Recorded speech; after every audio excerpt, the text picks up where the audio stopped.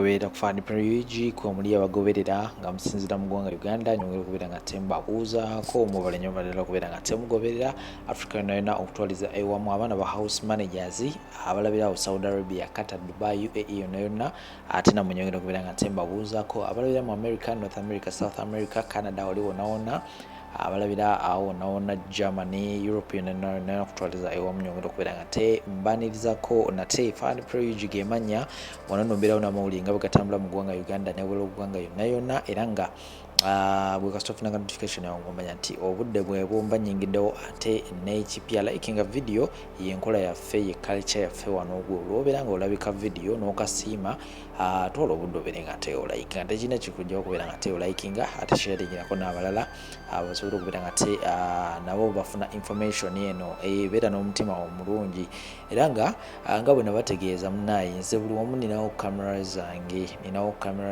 ninawo abantu bange era nga essaawa eno ngenda kubeera nga tembatwala butereevu ku mukolo gwa Nyamutoolo ne Eddie Kenzo navaayo mabegako awo weeks nga 2 ne bagamba abantu bano bali mu kuteekateeka mukolo ne muwakana abantu abamu muwakana abantu abamu muliwo okubeera nga temuwakana naye nze nabagamba nti by the end of this month embaga egenda kubeera nga ebeerawo era nga olunaku olwaleero Nyamutoolo agenda kubeera nga atwala Eddie Kenzo mu bazadde be side wali ebuziga era nga emikolo gyo wetwogera gyatandise edda era nga updates zonna agenda kubeera nga nzikuteerawo abaana banyumye bayambadde buli kimu kirabikira ddala bulungi nnyo Nyamutoolo yayambadde n'anyuma olugero luli on point ngoye zonna zasobodde okubeera nga ayambala ziri on point ate Eddie Kenzo yamwambaza musajja w'amaanyi nnyo nnyini ddala omusajja oyo nga bwemutegeera Eddie Kenzo omusajja wa fashion era nga buli kimu kikyagendera ddala mu maaso ekyo nno kitegeeza ki nti buli wembamba amawulire mba ninaako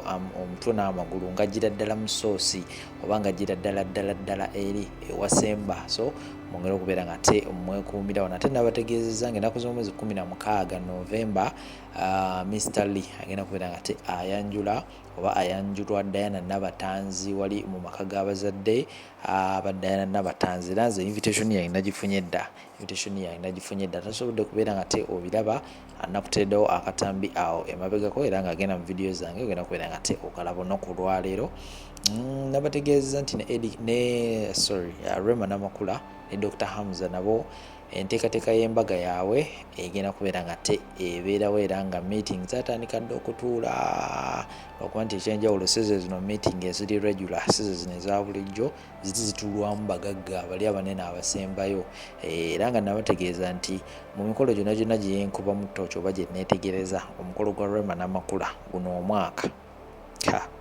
gugenda kubeera nga tegusingako omukolo gwa Kabaka ne Bobi Wine kuba gye emikolo gikyasinze okubeera eminene wano mu ggwanga Uganda era nga ogwa Rema Namakula ekyamazima ogenda kubeera nga tegusingako awo tuteekawo Musente Sheikh Ashraf wali nnyo okubeera nga akujjanjaba oba akola ku nsonga zonna akujjanjaba akozesa Quran akozesa dduwa beera nga omutuukire namba z'essimu zibirawo ku screen beera nga tomunoonyako ajja kubeera nga obusonga obwo butintini ajja kubeera nga akuyambako obusonga butini nnyo ku ye ate nga side endala omukyala Farida Foundation awo ekagoma nabategeeza nti gwe wena ali yadaaga nga weebuuza wa oyinza okubeera nga oleka omwana wo abaana bangi nnyo mubalekedde abantu babinogera n'omalayo emyaka 2 ebweru ogenda okudda nga omwana yenna yakonziba yaggwawo bamulyako emmere omukyalo no Farida nabamuzigirira osobola okubeera nga tomutuukira ku namba y'essimu 0700378885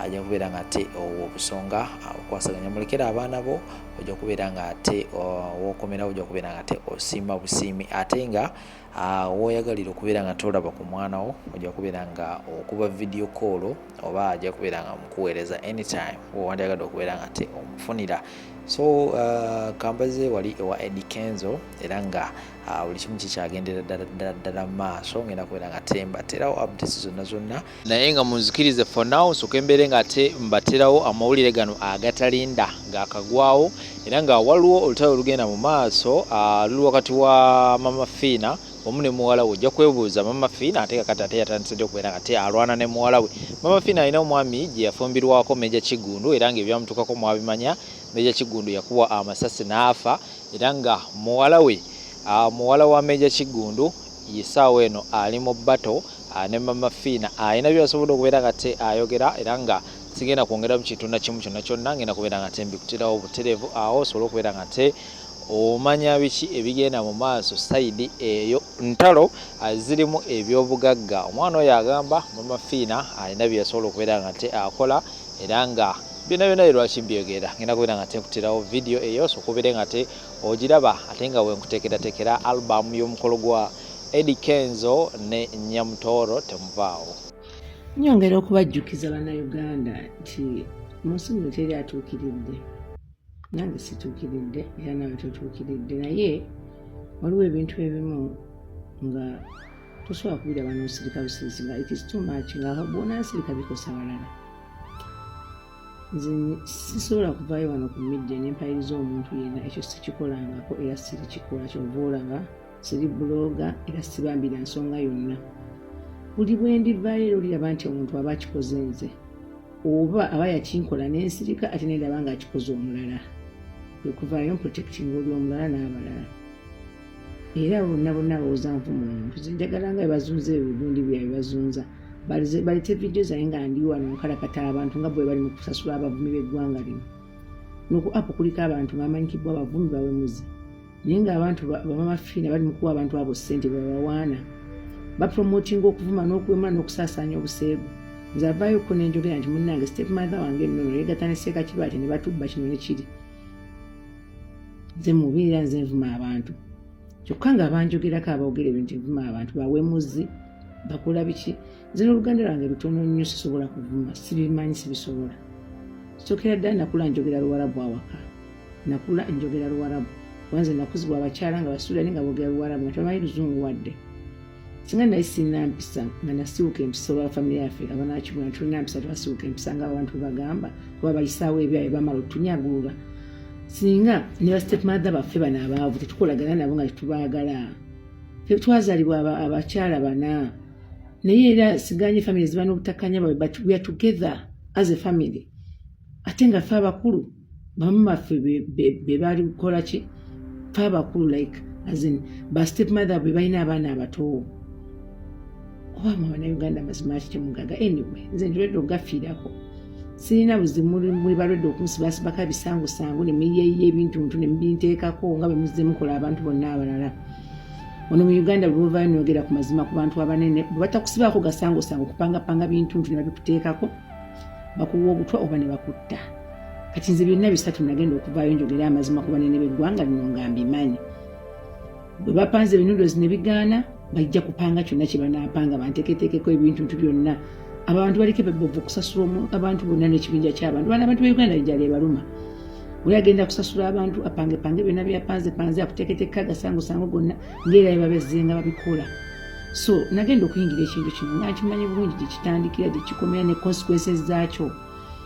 Namala kubaza nti okusirika kwange nze Habiba Kigundu nga batunyaze nfiirwaki oba nfunamu ki. Namala okutunira ng'eno gavumenti yakuteeka mu situation nga tolina w'osobola kufunira mu ggwanga lyo ne mmanya nti okuvaayo kwange n'enjogera sirina kye ngenda kufiirwa.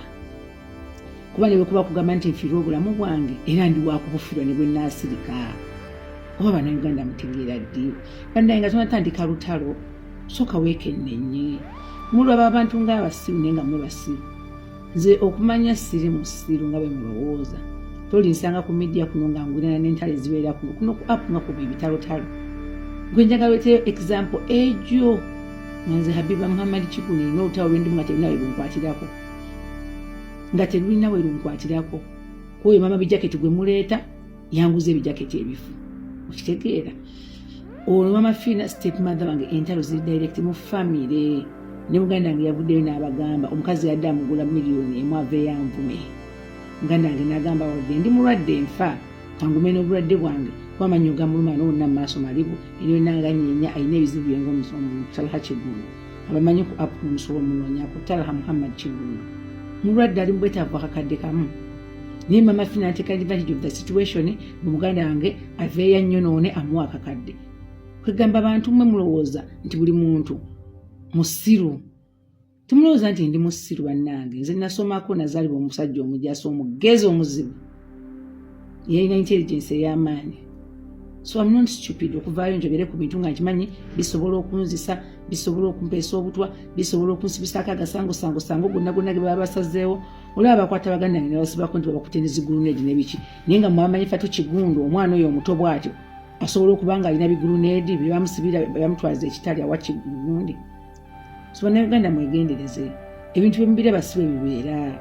Abantu abamanyi abasaasaanya ebintu. Singa ebintu biba bituufu lwaki Mama Fiina babifiweringa n'aba big voice ssente n'akola atya.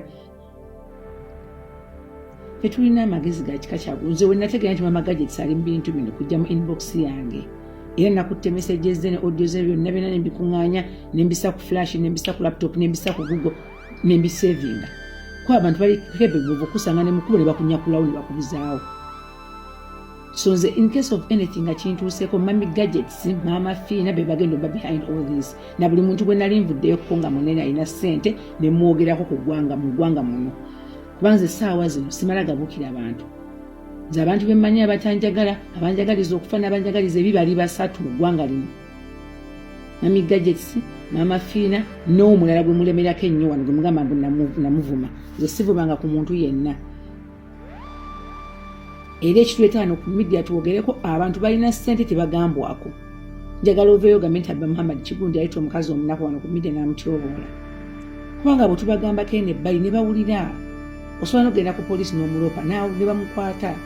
Naye bano abalina ssente abagagga abanene baliwo okunyigiriza na kutulugunya. Singa biba endinga with me alone. Singa nsiriga. Kati Mami Gadgets sinze ebintu byange yabinkola mwaka gumu emabega. Era ekyanzijayo mwogereko kusiba Nassuuna. Taba kusiba Nassuuna sandi mwogedde nako. Wanda mubikirya musiraamu munnange. Namusaasira ne mmuleka. Ebyo mugamba mutulene Mama Fiina bye twasooka kitaffe agenda weza myaka 8 bukyafa mu Novemba w'omwaka guno. Tukoze buli kisoboka okutuula n'omukyalo oyo atwesalako. Ne tutuuka n'esseeya nga tumusaba busabi tetumubanja kubanga omwana osobola ogenda abamu n'omugamba maama nsaba ompe ku ssimu. Nsaba ompe ku ssente maama mpaayo 2 naye ng'okimanyi bungi mama omubanja akakadde kalamba kumusabe 2 gyo naye olw'ekitiibwa ky'omuwa oswala omugamba nti maama mpa akakadde kange. N'omugamba maama nsabayo 2 olw'ekitiibwa ky'omuwa. Naye ekiseera ne kituuka ne bigaana byonna ne weekyawa. Bannange ne Uganda ekwekyaya. Olaba eyeekyaya mmwe nga tewalina nsonga gy'owa nti kino ovaayo n'ovumaavuma buli kiramu. Naye olwo ffe gavumenti bye yaggyako ebyaffe. Ate nga tebaagala kugambwako. Nze kinneewuunyisa bakola live zaabwe nga baliko abantu 1,000. Ne nkola live ng'eriko abantu 2 naye neebakabya amaziga neebaluma. Nze bonna be musasula banvume. Beevuma bokkera mweswaza mwekka. Kuba ekisooka bokkerera akawunti yange nze siba following sibamanyi. Ebbanga limaze ku TikTok ndi following abantu baba 10-15 awo wembeera 10-15 si following muntu atalina kyangattako. Kyovula bannammwe abajja mu inbox yange nti please follow me. Si ku following kuba ne bali ben following si bwe baŋŋamba nti mba following. Nze ne bw'olaba kuno ku TikTok nga nina omuntu gwe nnangidde nze sina muntu asasula kumulangira kalango konna. Ndaba bingasa binzimba bingatta ku akhira nga nibe banvudde mu duniya nja kubifuna mu byempostinga. Siri ku TikTok kuno nga blogger. Nze najja ku TikTok kubanga TV twazivaako dda batulimba bulimbi babisasanya nonsense. Ninga bakanzije ku TikTok mbeere ku byange. Kitegeera nensalawo mbeere ku byange. Nenze ekinneewuunyisa n'akatono kulina kabalu ne kaluma omuntu n'akatono kulina ti poliisi tesobola kuyamba ne bw'oba ofa ng'olina obujulizi obujjudde wabula tesobola okukolako obujulizi obufune ekusiba kino sirika mwe mulina poliisi mwe mulina kwegamba bukimu mwe mukirina ne ka platform akatono omuntu kalina nako ne kabaluma. Nze nnyongera okubajjukiza nti siyingira kintu nga siriredde ndi mwana ow'omulwanyi eyali alwanyeeko ategeera buli kimu. So nyongera okubajjukiza nti ne mukeera ku makyane munzijawo abalala n'abansingako Allah akyabaleeta nga bwe mwajjawo Kigundi resite yakomye asigala egenda mu maaso nga mukyalina lwawakanya. So temulowooza nti tumala gazuuka ku makya ntandika kuloka omupooka nga tulina tulikola nga we will not organize. We know all that. Kyova olaba era abamu mummwe munvuma ne mukola bye mukozera sibaddamu kubanga temulina makulu gyendi temulina kingattako entwale zitalina kingasa siziyingiramu. Ayintandika otya okuyomba n'omuntu gwe simanyi gwe sirabangako like ngobanga bamusasudde ntandika mpogane n'oyo baneera nebaza Katonda nti nze siri kuno okufolowinga abantu batalina kye bangattako. Kati omuntu nga simufolowinga simumanyi fesi sigirabangako oba kusasula obeere ku nze bandabanga na nonsense naye ng'ekisinga okunnuma nti ssente ezandibadde zisasulibwa fe ababanja ate ziri mu kwonoonebwa mu kasasiro ng'oyo afaananako bw'atyo. Anyway, muganda wange mulwadde amannyo gamuluma anoonya kakadde blackmailinga kunvuma bwasooke bamulyoke bamujjanjabe. Can you imagine? Bwe bali ku mazima, why do they have to pay people? Why do they have to pay off people if they're saying the truth? Let that truth kutambula itself ebune eggwanga nga tebagikase. Aha.